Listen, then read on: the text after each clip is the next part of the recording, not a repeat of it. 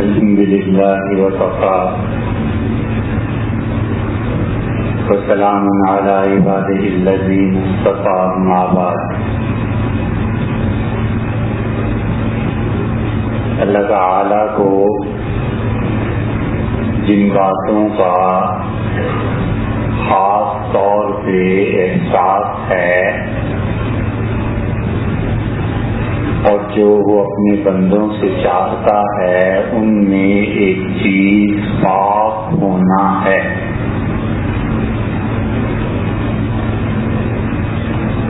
اور اگر آپ کے ذہن میں ہو تو رمضان سے پہلے گفتگو چل رہی تھی پاکیزگی کے مسائل پہ کہ غسل اور وضو اور یہ چیزیں ان کی کیا اہمیت ہے۔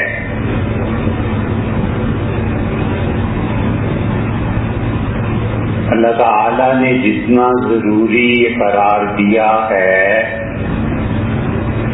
کہ لوگ حلال کا رزق کمائیں اور جتنا ضروری یہ قرار دیا ہے کہ لوگ اپنی اولاد اور ماں باپ کے حقوق کا خیال رکھیں،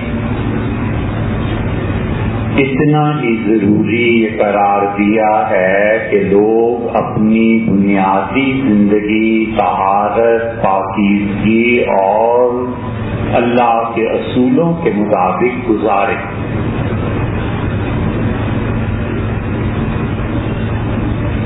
ارسطو اور افلاطون کا فلسفہ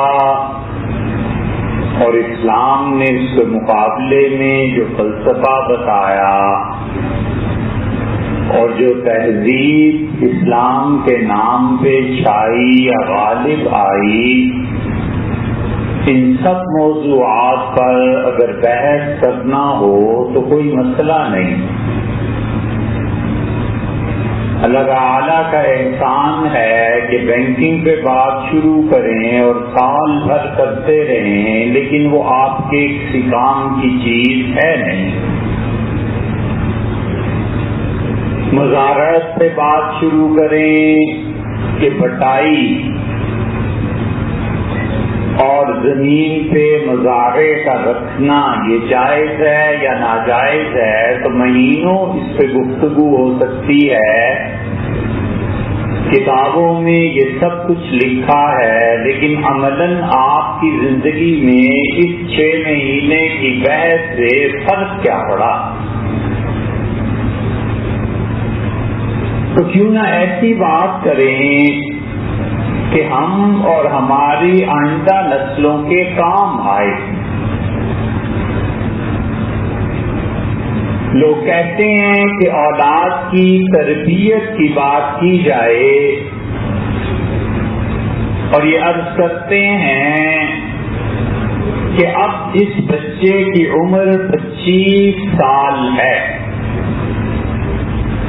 یعنی 1990 کے بعد کی جو پیدائش ہے اور اب وہ باپ بننے کے قریب ہے یا بن چکا ہے، کیوں نہ ان کی تربیت کی بات کی جائے؟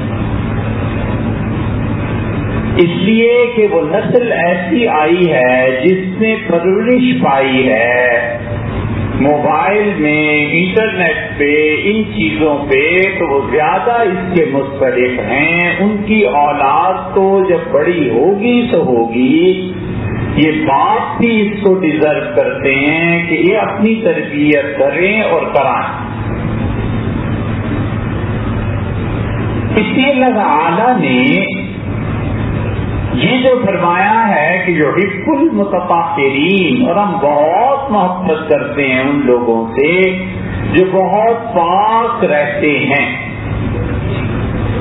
تو شریعت ایک لیول دیتی ہے، ایک درجہ مقرر کرتی ہے کہ اگر اس حد تک تم ہو پاک، وہ ایک اعلیٰ درجہ مقرر کرتی ہے کہ اگر اس حد تک تم چلے جاؤ تو تم تو بہت ہی پاک۔ اسی لیے حضرت رسالت پناہ صلی اللہ علیہ وسلم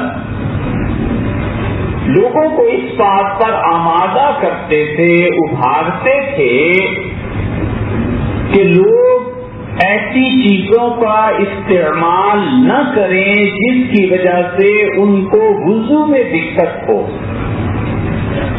اور نبی کریم صلی اللہ علیہ وسلم کو انتہائی وحشت ہوتی تھی اس آدمی سے جو مسجد میں آ جائے اور اس کے کپڑوں سے بو آ رہی ہو، منہ سے بو آ رہی ہو، حتیٰ کہ رسول اللہ صلی اللہ علیہ وسلم حکم دیتے تھے کہ اگر اس کے کپڑوں سے بو آ رہی ہے تو اسے نکالو مسجد سے، اور اس کے منہ سے بو آ رہی ہے تو اسے مسجد سے نکالو.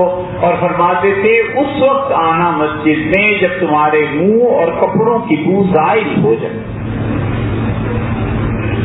سیدنا عمر رضی اللہ عنہ نے کہا، مسلم کی روایت میں آتا ہے کہ رسول اللہ صلی اللہ علیہ وسلم کے دور میں ہم لوگ یعنی صحابہ کرام رضی اللہ عنہ مسجد نبوی سے باقاعدہ نکالے جاتے تھے اور انہیں جنت البقیع کی طرف بھیج دیا جاتا تھا کہ خبردار جو تمہارے منہ کی بو جب تک ضائع نہ ہو مسجد میں مت آؤ. اور کپڑوں سے بو آنے لگے. یہ تو ہو نہیں سکتا تھا کیونکہ رسول اللہ صلی اللہ علیہ وسلم فرماتے تھے کیا تم سے اتنا نہیں ہو سکتا کہ ایک جوڑا کپڑوں کا الگ سے رکھ لو، یہ طے کرو کہ ہم صرف جمعے کے دن اسے پہنا کریں گے. اور آپ نے بتایا کہ جو بو ہے اس سے اللہ کے فرشتوں کو تکلیف ہوتی ہے اور خدا کے فرشتے ایذا اور تنگی محسوس کرتے ہیں. اسی لیے فرمایا کہ لوگوں تم میں سے جو شخص یہ عادت بنا لے کہ وہ باوضو رہا کرے گا تو یہ عادت اس کو قبر میں کام آئے گی اور اللہ اس کی قبر کو نور سے بھر دے گی. کتنے ہی لوگ ایسے ہیں جو یہ قدرت رکھتے ہیں اور ان کے ساتھ کوئی مسئلہ نہیں ہے اور اگر وہ چاہیں تو صبح سے شام تک آسانی سے وضو میں رہ سکتے ہیں. صرف بات یہ ہے کہ توجہ نہیں ہوتی، صرف بات اتنی سی ہے کہ ان کے سامنے کسی عمل کا اجر نہیں آتا.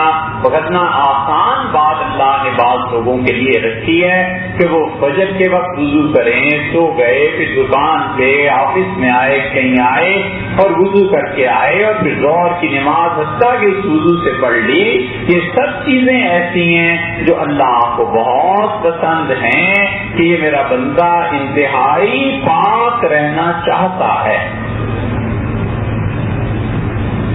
اور اسی کے ساتھ دوسرا پہلو بھی فرما دیا کہ دیکھو باطن بھی پاک رہنا چاہیے، دل کو پاک رکھو لوگوں کی نفرت سے، غیبت سے، برائی سے، چغلی سے، اور ذہن کو صرف کرنا اس بات پر کہ اب اس نے یہ کہا ہے اس کا جواب یہ دینا چاہیے، فلانے نے یہ کہا ہے فلاں کو یہ جواب ملنا چاہیے. اللہ ایسی چیزوں کو پسند نہیں کرتا. وہ چاہتا ہے کہ سلم اولیاء. حضور صلی اللہ علیہ وسلم نے فرمایا اے پروردگار تیرے دوستوں کے لیے میرا سینہ بالکل صاف اور سلامتی کی بات، اور میرے دشمنوں کے لیے اللہ میرے سینے میں غصہ موجود ہے. یعنی جو لوگ تیری نافرمانی کریں ہم اس نافرمانی سے نفرت کرتے ہیں، اس گناہ سے نفرت کرتے ہیں، اور جو لوگ تیری بات کو مانتے ہیں، جو تیرے اطاعت گزار بندے ہیں، ہم ان سے محبت کا اظہار کرتے ہیں. اسی لیے حضور صلی اللہ علیہ وسلم نے فرمایا کہ جب تمہیں تمہارا کوئی بھائی اچھا لگنے لگے اور تمہارے محبت کے تعلقات پیدا ہو جائیں تو تم اس سے اس کا نام، اس کا نسب، اس کا قبیلہ پوچھ لو. وَلْيَعْلَمْ أَخَاهُ، اور اپنے بھائی کو بتا بھی دینا کہ تم اللہ کے لیے اس سے محبت کرتے. فرمایا سے بتانا کہ آپ مجھے بڑے اچھے لگتے ہیں، آپ کے ساتھ میرا بڑا تعلق ہے، آپ یاد آتے ہیں، آپ کی کمی محسوس ہوتی ہے، ہیں یہ چھوٹے چھوٹے جملے، لیکن ذرا دیکھیے کسی کو آپ کہہ کے دیکھیں دوسرے کو کیسا احساس ہوتا ہے کہ دنیا میں 4 آدمی میرا خیال رکھتے ہیں، کوئی تو عام مجھے یاد رکھتا ہے۔ حضور صلی اللہ علیہ وسلم نے فرمایا، لوگوں نے پوچھا کہ اللہ کے رسول سب سے زیادہ دعائیں کس کی قبول ہوتی ہیں؟ تو آپ نے گنے لوگ، اور آپ نے فرمایا جب تمہارا دوست، تمہارا بھائی تمہارے سامنے نہ ہو اور تمہاری ملاقات اس سے نہ ہو، پھر بھی تم اس کے لیے دعا مانگو، اللہ اس دعا سے خوش بھی ہوتا ہے اور قبول بھی فرماتا ہے۔ اسی وجہ سے صحابہ کرام رضی اللہ عنہ میں اتنا اہتمام تھا ان چیزوں کا، جیسے وہ دردہ رضی اللہ عنہ اللہ سے دعا مانگتے تھے اور عرض کرتے تھے کہ پروردگار، ایک صحابی رضی اللہ عنہ کا نام لیتے تھے اور کہتے تھے کہ اللہ میں گناہ کر لیتا ہوں اور اللہ میرے ان گناہوں کی خبر فلاں صحابی رضی اللہ عنہ کو نہ ہو۔ کسی نے پوچھا کہ ابو دردہ یہ آپ کیا دعا مانگتے ہیں؟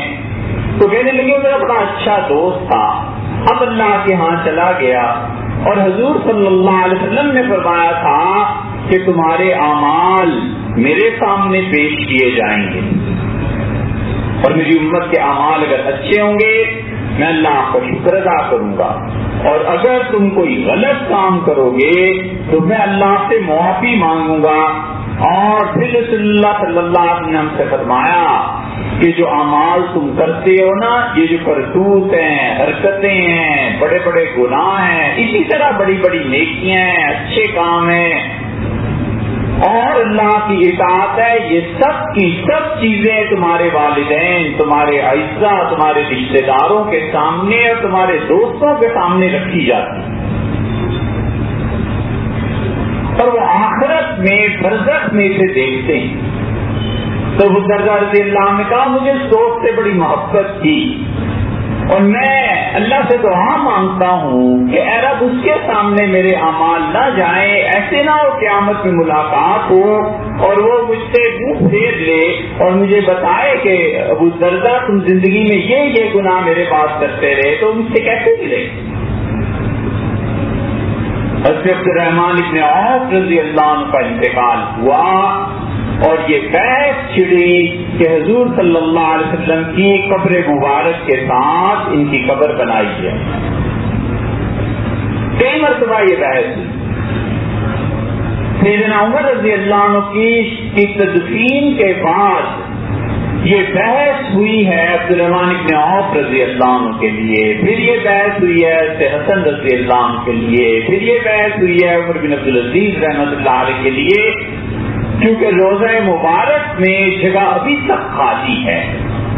حضرت عیسیٰ علیہ السلام جو آئیں گے اور وہاں وفات کے بعد تدفین ہوگی، اس کے علاوہ بھی جگہ خالی ہے، تو رسول اللہ صلی اللہ علیہ وسلم کے ہمراہ عبد الرحمن ابن عوف رضی اللہ عنہ کو لوگوں نے دفن کرنا چاہا، بہت بیمار ہو گئے۔ تو جب انہوں نے یہ سنی بحث کہ ان کی بیویاں، ان کے اعزاء، ان کے دوست سب لوگ یہ بات کر رہے ہیں، تو انہوں نے منع کر دیا۔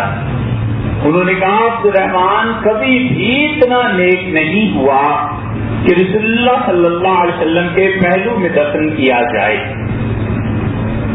اتنے بڑے لوگ تھے اور رسول اللہ صلی اللہ علیہ وسلم نے بار بار جنت کی بشارتیں دی تھیں، اس کے باوجود نظر اللہ کی بے نیازی پہ چلی جاتی تھی کہ خدا کی بے نیازی ہے، اگر پکڑ ہو گئی تو پھر کیا؟ ایسے ہی تو نہیں، مدینہ منورہ میں تیز ہوا چلتی تھی اور رسول اللہ صلی اللہ علیہ وسلم نبی کا رخ کر لیتے تھے۔ حضرت عائشہ رضی اللہ عنہ فرماتی ہیں برابر مضطرب بے چین رہتے تھے، کبھی گھر کبھی مسجد، کبھی گھر کبھی مسجد، سیاہ گھٹائیں چھا جاتی تھیں اور اس کے بعد ہوائیں چلنا شروع ہو جاتی تھیں، اور آپ فرماتے اللہم نافعا، اللہ نفع کی بارش برسا دے، اللہم طیبا نافعا، اللہ نفع والی بارش دے دے۔ اور اضطراب اور بے چینی، میں نے کہا اللہ کے رسول سے پریشان کیوں ہوتے ہیں؟ آپ فرماتے تھے مجھے ڈر لگتا ہے کہ کہیں ایسے نہ ہو کہ آگے کی ساری چیزیں، مراد یہ تھی آگے کی سارے پروگرام کینسل ہو گئے ہوں اور یہ جو بادل آئے ہیں اس میں خدا کا عذاب آ رہا۔ عبد الرحمن ابن عوف رضی اللہ، انہوں نے کہا نہ کرنا۔ حضور صلی اللہ علیہ وسلم بہت بلند تھے، مجھ جیسا گناہگار کہاں ان کے پہلو میں قبر بنے۔ اور پھر جب لوگوں نے اصرار کیا تو انہوں نے کہا میرے دوست سعد کو جانتے ہو؟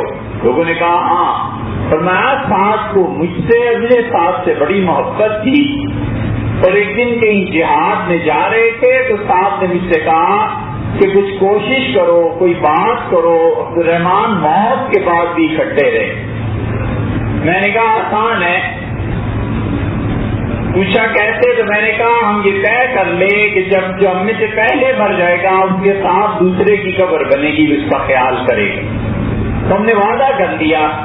تو سعد کی قبر بقیع میں ہے، اور میں دیکھتا رہتا تھا کہ کوئی اس جگہ کو نہ لے، اور میں نے کوئی قبر نہیں بننے دی، اپنے لیے وہ جگہ رکھی ہے اور مجھے وہی دفن کر دینا۔ میں چاہتا ہوں کہ موت کے بعد بھی سعد کے ساتھ ہی پڑا۔ یہ محبت ہے تاکہ دل پاک رہے۔ مومن آدمی کے عمل کو جس حد تک ہو سکے اچھے معمل پہ معمول کرنا یہ ضروری ہے۔ شریف آدمی بظاہر کوئی گناہ کی بات ہے، آدمی منہ پھیر لیتا ہے، آدمی کہتا ہے وہ چوری نہیں کر سکتا، مجبور ہو گیا ہوگا، اضطرار ہو گیا ہوگا، کوئی پریشانی ہو گئی ہوگی، جلدی میں ہو گیا ہوگا، ہزار چیزیں آدمی سوچے۔ جو بھی شخص دوسرے کے گناہوں کی تعویل نہیں کر سکتا اسے چاہیے کہ وہ سوچے کہ قیامت میں میرے گناہ کی اللہ کیا تعویل کرے گا۔ ہمیشہ جب تک کسی شخص کا نقصان عام نہ ہو جائے، معاشرے کو خراب نہ کرے، اس کی پرسنل لائف میں جو چیزیں ہیں آدمی کو چاہیے چھوڑ دے، بالکل نہ بولے اس بارے میں۔ ممکن ہے اللہ اس سے اتنی بڑی نیکی کرا لے کہ سارے کے سارے گناہ دھل جائیں اور کچھ بھی نہیں گئی۔ فرض کر لو ایک آدمی شراب پیتا ہے، فرض کر لو ایک آدمی عورتوں کے چکر، فرض کر لو ایک آدمی کوئی اور حرام کام میں پڑا ہوا ہے، ہم اور آپ اسے روکیں، نصیحت کریں تنہائی میں، بالکل درست ہے۔ کوئی روکنے کی بات کرے کوئی دوست، ٹھیک ہے، مذاق اڑانا، اسے برا جاننا، یاد رکھنا چاہیے اللہ نے قرآن میں گناہگاروں کی ایک قسم اور بھی بیان کی ہے، اور اللہ نے کہا ہے کہ اس کے کچھ بندے اتنے گناہگار ہوں گے کہ قیامت میں کبیرہ گناہوں کی فہرست دے کے آئیں گے، اور جب میرے سامنے آئیں گے فَأُولَٰئِكَ يُبَدِّلُ اللَّهُ سَيِّئَاتِهِمْ حَسَنَاتٍ، اللہ نے فرمایا ہم اس کے نام عمل میں جتنے گناہ ہوں گے ان سب کو نیکیاں بنا دیں گے۔ حضور صلی اللہ علیہ وسلم نے فرمایا اس آیت کی تفسیر میں، آپ نے فرمایا جب اس کے گناہ نیکیوں میں بدلنا، بڑا گناہ بڑی نیکی، چھوٹا گناہ چھوٹی نیکی جب تبدیل ہونا شروع ہوں گے تو جلدی سے چیخے گا اور بولے گا اور کہے گا میرے رب بہت سے گناہ تو ایسے ہیں جو میں نے کیے ہیں اور اس فہرست میں نظر نہیں آ رہے، میرے رب ان گناہوں کو بھی نیکیاں بنا دے۔ ہمیں کیا معلوم کہ جو آج ہم گناہگار قرار دیتے ہیں قیامت میں اللہ نے اس کے ساتھ کیا کرنا ہے اور میرے ساتھ کیا کرنا ہے۔ اس لیے جہاں تک ہو سکے مومن کے کام کو اچھا معامل تلاش کرنا چاہیے۔ اس وجہ سے ہو گیا ہوگا، کوئی بات ہو گئی ہوگی، اس سے جا کے پوچھ لیتے ہیں، اس سے بات صلح کی کر لیتے ہیں، کوئی نہ کوئی، اور ضرورت ہی کیا ہے آخر لوگوں کے ذاتی اعمال کو تلاش کرنا، لوگوں کی آمدن کے ذرائع پر بحث کرنا، فلاں کے پاس اتنا مال کہاں سے آ گیا، فلاں اتنا پیسہ کہاں سے، فلاں نے کوٹھی ارے گئی، آپ سے اللہ نے نہیں پوچھنا، قبر میں کسی نے نہیں پوچھنا۔ یہ حکومت کا منصب ہے کہ حکومت دیکھے کہ ٹیکس دیتا ہے نہیں دیتا، پیسہ کہاں سے آیا ہے کہاں سے نہیں آیا، حکومت جانے، اس کے کام جانے، ہم کیوں اپنے اعمال اور نیکیاں لوگوں کو منتقل کریں۔ اس لیے اللہ باطن کی بھی طہارت چاہتا ہے کہ باطن سے بھی پاک. حضور صلی اللہ علیہ وسلم نے حضرت انس رضی اللہ عنہ سے کیا پیاری بات ارشاد فرمائی. فرمایا انس میری سنت پہ عمل کرو گے؟ یہ اللہ کے رسول ضرور کریں گے. فرمایا انس میں تمہیں اپنی سنت بتاؤں؟ عرض کیا ضرور. تو حضور صلی اللہ علیہ وسلم انس میری سنت اور میرا طریقہ یہ ہے کہ صبح اور شام دونوں وقت میں اس حال میں کرتا ہوں کہ میرے دل میں کسی شخص کے لیے کوئی نفرت نہیں ہوتی. یہ ہے سنت. اس سنت کو کیوں نہیں ہم عمل کرتے؟ اس سنت پہ کیوں نہیں زور دیتے کہ ہمارے دل صاف ہو جائیں لوگوں کی نفرتوں سے اور سوچتے رہیں اس بات کو کہ ہمارا ٹھکانہ اچھا ہو جائے, اپنی قبر اچھی ہو جائے. اللہ اپنا معاملہ جو ہمارے ساتھ ہے وہ نرمی اور سہولت کا فرماتے ہیں. اللہ تعالیٰ ہماری خطاؤں کو بخش دے. یہ کام کرنے کے ہیں. اللہ تعالیٰ عمل کی توفیق.